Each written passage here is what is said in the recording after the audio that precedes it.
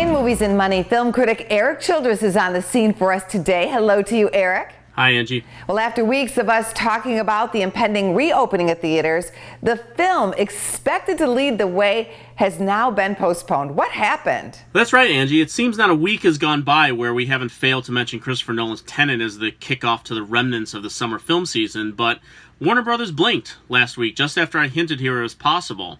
Tenet has only moved back 2 weeks to July 31st, but its studio shuffled a good portion of its post-Tenet schedule as well, including moving Wonder Woman 1984 from August 14th back to October 2nd.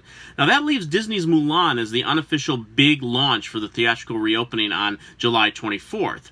Now, there are still some smaller films planning to find their way into theaters beforehand, but it does seem like studios are playing a game of chicken right now, only this game exposes more about themselves than their competitors. It's like we're watching a game of false politeness here, with Warner Brothers saying to Disney, "Oh, by all means, good sir, you go first, I insist." Because the truth is they are scared of how the attendance numbers are going to look. Warner Brothers is not the only one to move the schedule. The Oscars also pushing back next year. Again, Angie, we have this hybrid of uncertainty and optimism that the rest of 2020 is going to return to some kind of normalcy. The Academy voted this week to not just push back the 2020 Oscars from February to April 25th, but also to extend the eligibility requirements. Now, normally the awards are a very simple January 1st to December 31st schedule, but now that has been extended to February 28th. This allows projects that still need time to finish their filming and editing to still qualify, while also providing a cushion for these release patterns we keep seeing. Now, Warner Brothers is certainly not going to be the last to alter their plans for this year.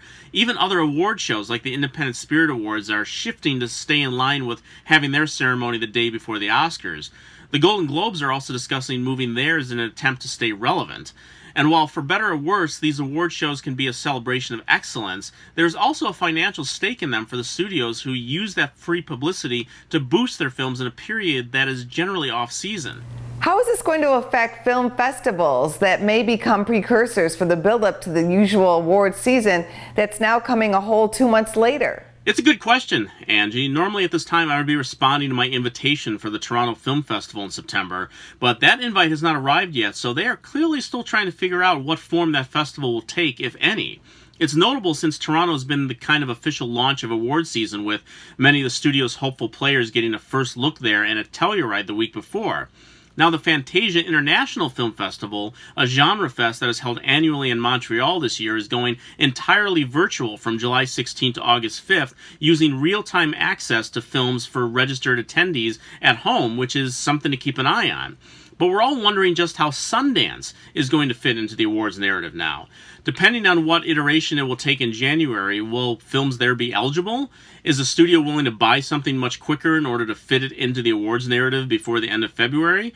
I'm a planner by nature, and I always believe it is good to be prepared, but the best laid plans of mice and men may be referring to Disney and Warner Brothers at the moment. Thank you so much, Erik. Thank you, Angie. For more Business First AM, check us out on social media. We're on Facebook, YouTube, and Twitter. And go to businessfirstam.com for where to see our show on TV.